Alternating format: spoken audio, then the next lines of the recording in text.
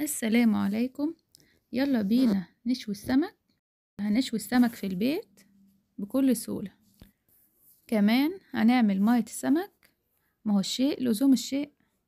هنشوي السمك وهيطلع مستوي وطري. هحتاج فلفل وطماطم وليمونتين وراس توم وخل والبهارات ملح وكمون وكزبرة ناشفة. اقطع بقى كده الطماطم، هقطعها اي تقطيعة عشان احطها في الكبة.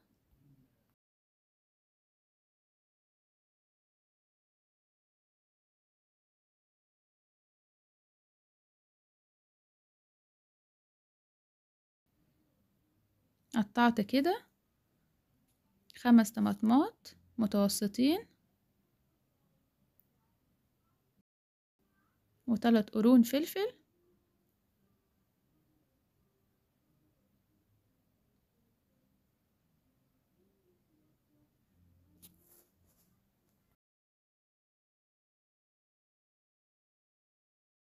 واحطه في الكبة،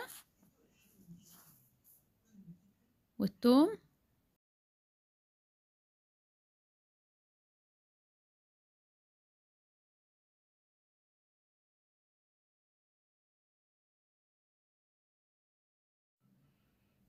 و4 معالق كبار خل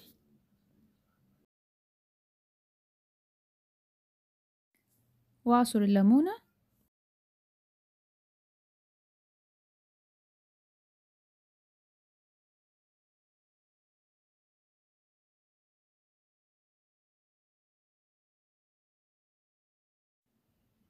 والبهارات. احط 3 معالق صغيرين ملح ومعلقتين صغيرين كمون ومعلقتين كزبرة ناشفة.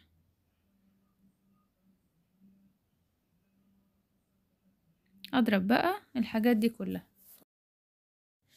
ما تنسوش وانتوا بتعملوا السمك تصلوا على النبي. لو شويتوا السمك في البيت هتحسوا بالفرق جدا في ريحته وفي طعمه. انا شويت السمك زي ما هو كده. ممكن اللي يحب يفتح البطن بتاعته ويشيل اللي في البطن وينضفه ويحشيه بالدقة دي. بس عايزاها تبقى في القوام ده،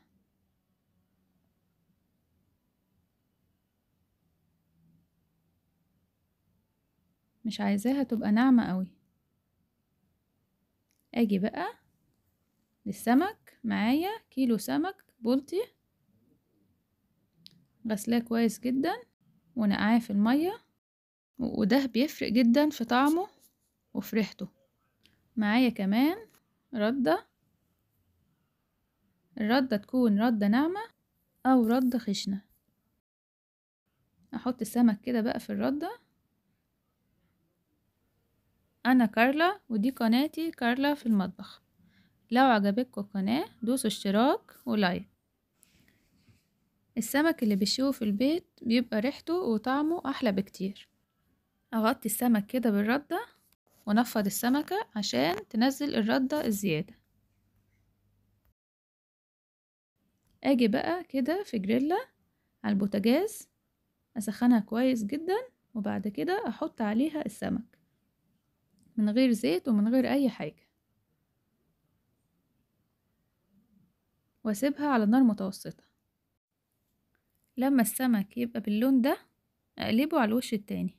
مش عايزة النار تكون عالية قوي عشان السمك مش يتلسع، هيتلسع من بره ويبقى من جوه لسه ني.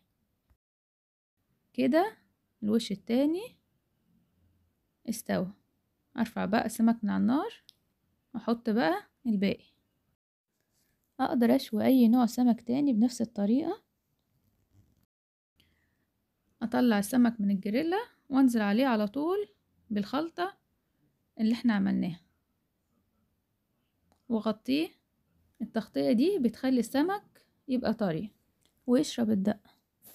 ممكن نزود شوية مية على الدقة دي للي بيحب السمك يبقى فيه شوية مية او يبقى طري بزيادة قوي. يلا بقى نعمل مية السمك. مية السمك دي بتبقى لذيذة جدا جنب السمك المشوي. اجيب بقى شوية من الدقة اللي احنا عملناها،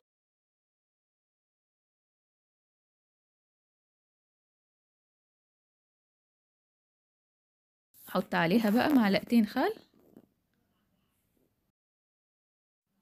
ومعلقتين كبار زيت وبقدونس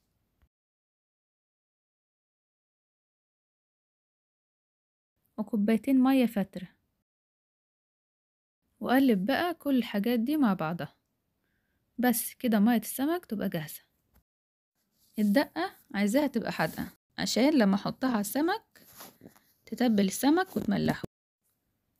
بس كده السمك بقى جاهز ومية السمك بقت جاهزة. أكلة في منتهى السهولة.